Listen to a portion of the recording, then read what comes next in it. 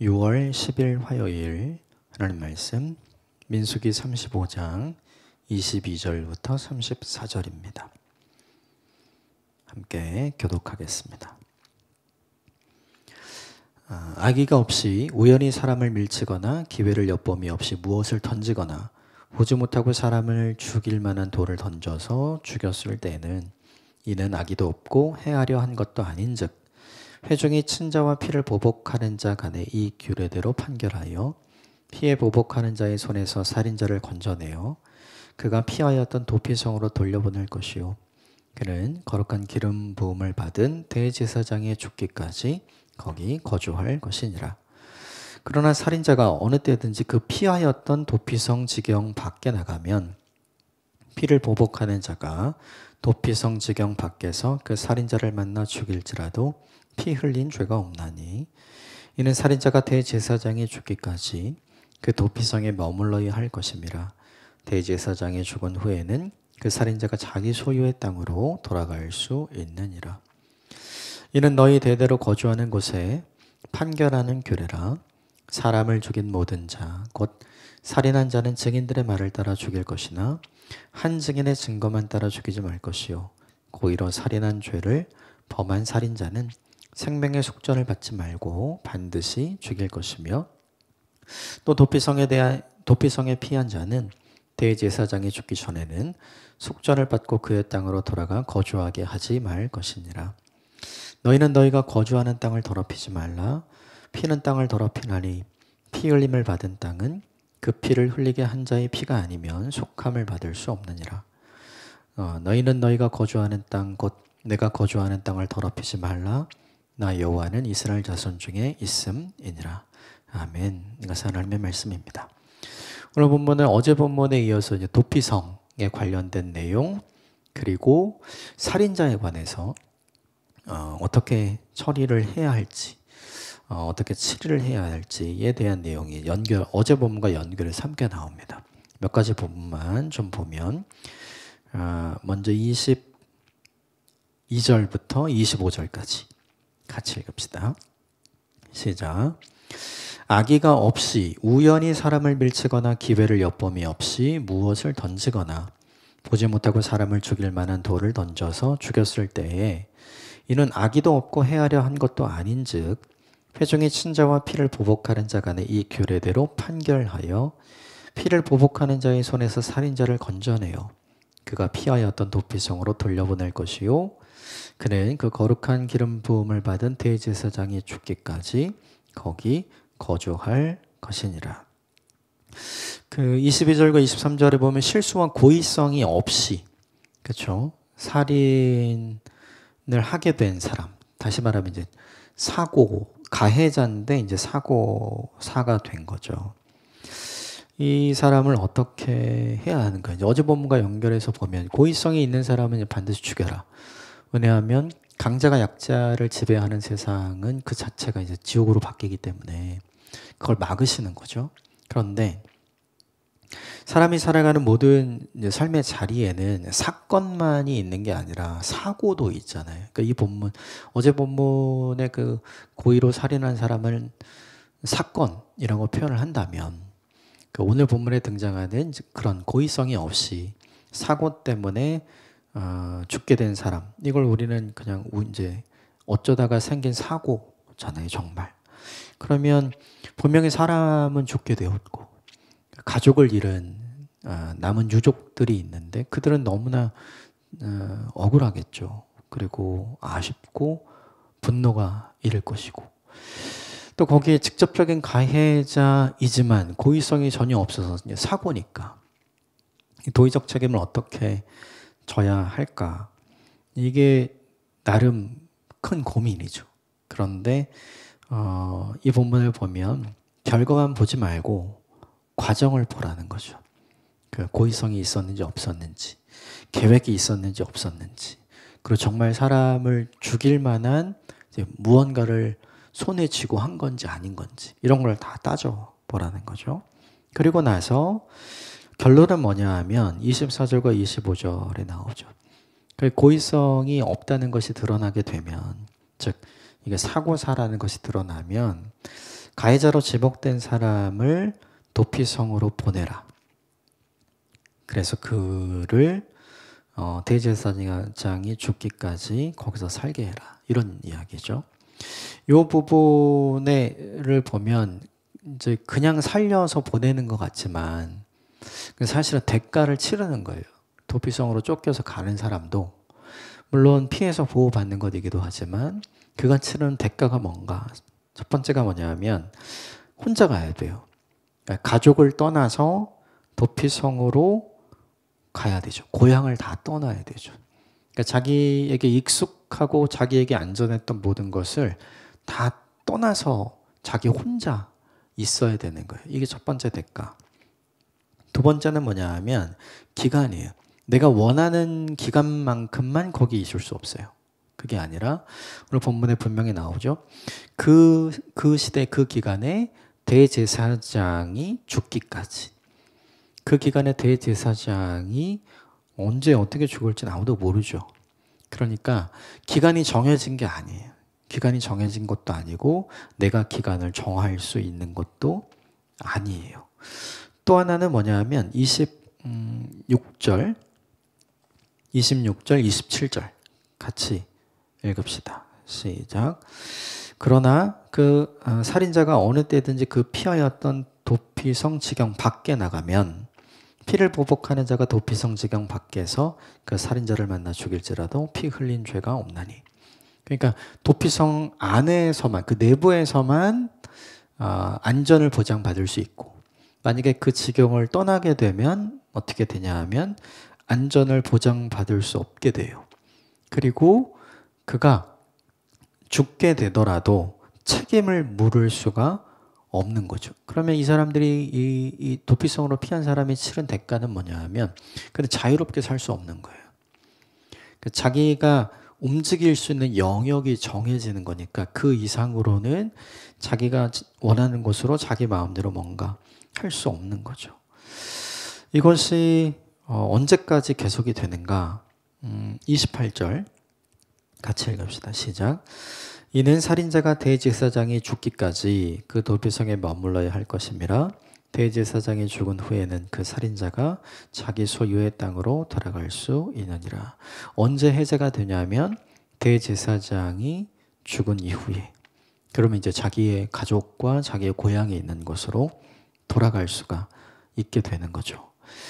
그러니까 도피성 제도만을 놓고 보면 이제 고의성이 없는 사고사의 가해자로 지목된 사람, 그 사람은 도피성으로 피해서 살려두고 안전하게 보호하니까 저 사람 뭐 좋겠다 이렇게 생각할 수도 있지만 사실은 이 사람도 그가 다시 집으로 돌아가기까지는 그가 치루어야 될 마땅히 지불해야 될 대가를 지불하는 거죠. 고향도 떠나고 가족도 떠나요. 그 기간 동안에 그 가족의 장례를 전혀 참여할 수 없고 가족의 얼굴도 볼 수가 없게 되겠죠. 그리고 기약이 없어요. 언제 돌아가게 될 수 있을지. 그러니까 자기 인생을 계획할 수 없는 삶을 살게 되는 거죠. 그리고 무엇보다 그 도피성 밖으로 나가면 이제 그 보호장치가 사라지는 거잖아요. 그러니까 그가 살아갈 수 있는 마음껏 갈 수 있는 곳이 굉장히 제한받는 거죠. 그러니까 인간이 살아가면서 인간에게 가장 중요한 게 뭔가 뭐 다 중요하지만 가장 중요한 게 뭔가를 뽑으라면 사실은 자유잖아요. 내가 원하는 때에 내가 원하는 것을 먹고 내가 원하는 때에 내가 원하는 것을 하고 내가 원하는 때에 원하는 사람을 보고 내가 원하는 때에 원하는 곳으로 갈 수 있는 이 자유. 그런데 감옥은 아니지만 이 모든 것이 제한된 장소가 어디냐면 도피성인 거죠. 그러니까 도피성으로 가는 게 어떤 측면에서 보면 하나님이 베풀어 주시는 이제 은혜를 누리는 것이기도 하지만 동시에 어떤 측면으로 보면 이 은혜를 누리기 위해 치루어야 하는 대가가 있는 너무 큰 이런 양면성이 도피성에 분명히 있기는 하죠. 이걸 보면 양쪽의 입장을 하나님께서 잘 고려하신 것 같아요. 양쪽의 입장. 그러니까 유족들의 입장에서 보면 그냥 도피성 가서 잘 사네 이러면 더 열받잖아요. 근데 도피성에 가서 그는 대제사장이 죽기까지 어쩌면 평생토록 거기서 못 나오고 거기서 사는 거죠.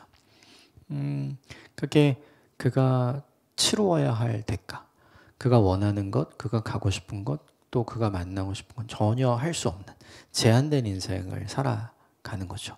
마치 창살 없는 감옥에 있는 것처럼.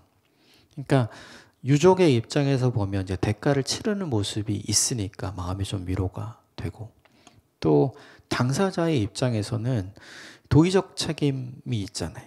그 도의적 책임을 내가 의도성을 가지고 고의로 한 건 아니지만 그럼에도 불구하고 그 사고를 당한 사람들과 그 가족들을 생각하면 내가 내 마음으로, 내 인생의 시간으로 그들에게 줄 수 있는 속죄의 시간을 보낼 수 있으니까 양쪽의 입장을 다 고려한 결정이 아닌가 이런 생각을 하게 돼요.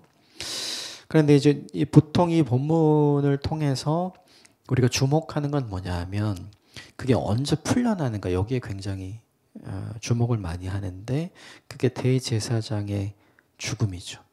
대제사장의 죽음이 곧 뭐를 의미하냐면 도피성으로 피신한 사람의 해방, 그리고 자유, 그리고 회복, 이것을 의미하죠. 그러니까 이 부분이 뭐랑 너무 닮아 있냐면 예수님이 하셨던 역할과 너무 관련돼 있어요. 예수 그리스도가 히브리서에 의하면 우리를 위한 대제사장이시잖아요.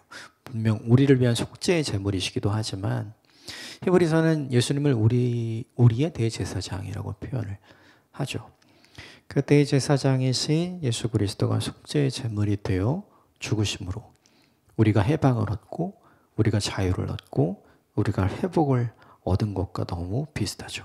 그리고 이 사람이 이제 자기 땅, 자기 고향으로 돌아가잖아요. 우리가 본래 다 하나님의 소유였잖아요.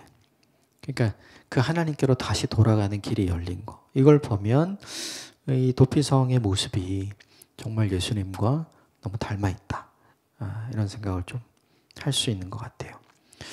그 이후에 29절부터 32절까지는 재확인을 시켜줍니다. 그러니까 어제 본문에 고의성을 가진 살인자를 어떻게 해야 되는지, 그리고 이제 오늘 본문 22절부터 28절까지 나온 고의성이 없는 살인자죠. 과실치사자죠.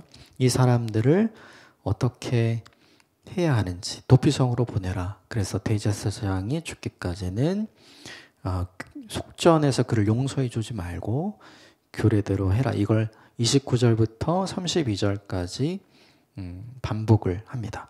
31절과 32절만 읽어보겠습니다. 시작. 고의로 살인죄를 범한 살인자는 생명의 속전을 받지 말고 반드시 죽일 것이며 또 도피성에 피한 자는 대제사장이 죽기 전에는 속전을 받고 그의 땅으로 돌아가 거주하게 하지 말 것이니라. 이걸 왜 다시 반복을 할까 생각을 해보면 사람들은 알려준 대로 안 하잖아요. 배운 대로 안 해요. 마음대로 하거든요. 그래서 하나님께서 다시 한번 확실하게 선을 그어주시는 거죠.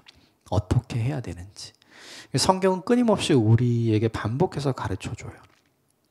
그리고 우리 가만히 보면 우리는 계속해서 실수하는 영역에서 실수하고 죄 짓는 영역에서 죄 짓습니다. 이것도 계속 반복이거든요. 그러니까 끊임없이 우리가 얼마나 변화되기 어려운 존재인가를 이 본문이 우리에게 보여주고 하나님은 그런 우리를 아시기 때문에 우리에게 계속해서 반복해서 가르쳐 주시는 거죠. 이건 우리한테 되게 중요한 내용인 것 같아요.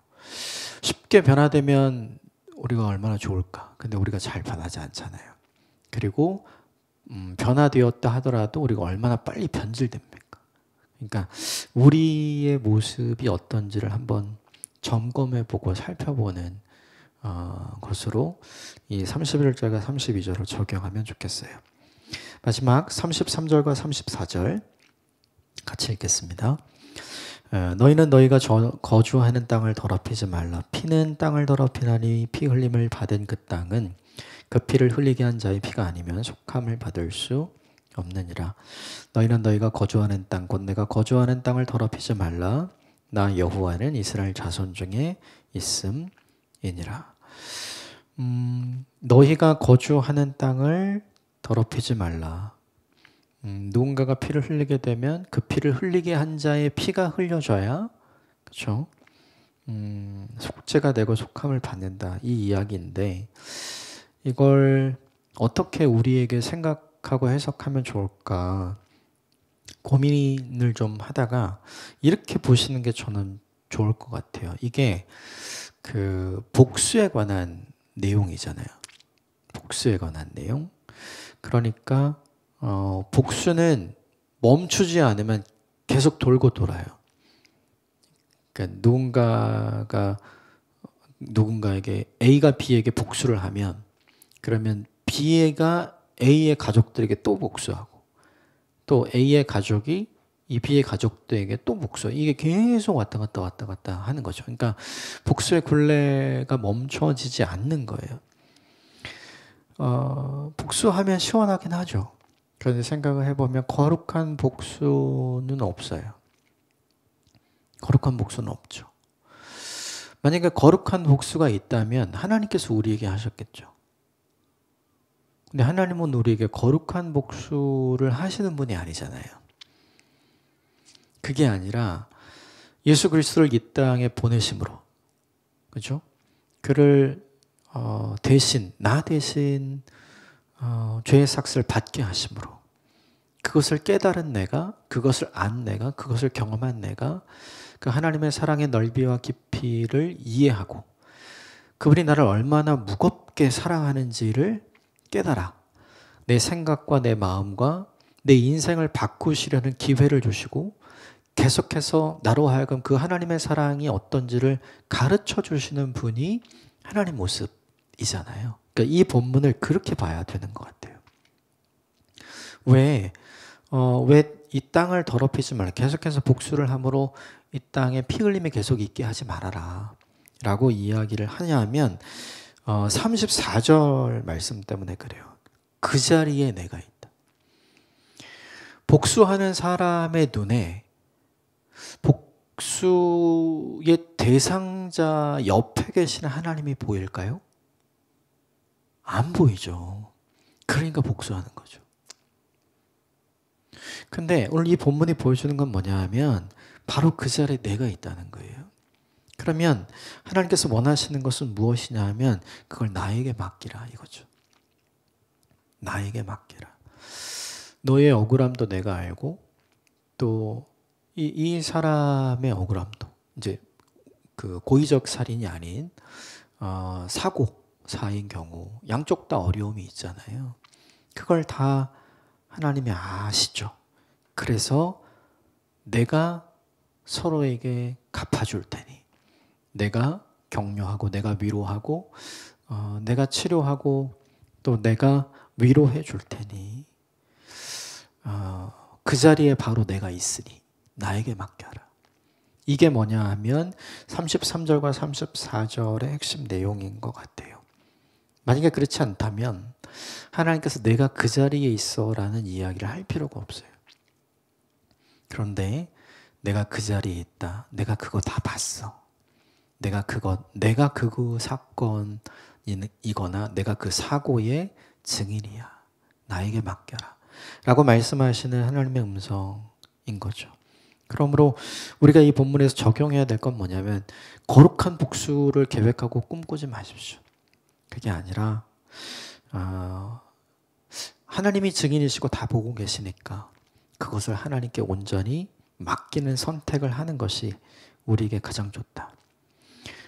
모든 것을 협력해서 선으로 이루어 주시는 하나님과 그 자리에 계시는 하나님, 우리보다 더 잘 알고 우리보다 더 분명하게 보신 하나님이 그 선하신 하나님이 그 공의로우신 하나님이 하나님의 공의와 하나님의 정의와 하나님의 선 안에서 보고 들은 것을 판단하셔서 하나님께서 하나님의 정의와 공의를 세우실 것이다.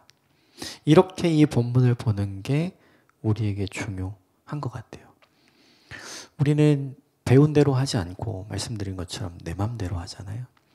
그래서 딱 거기까지 못하는 것 같아요. 거기서 더 넘는 게 이제 저희인 거죠. 그러므로 이 본문을 보면서 우리들이 좀 다시 생각해야 할 건 뭐냐 하면 하나님께 맡기는 게 제일 어렵잖아요. 그런데 그 일을 하나님께서 우리에게 하라고 하시니 그 일을 한번 해보는 저와 여러분이 되었으면 좋겠다 생각합니다. 함께 기도하겠습니다.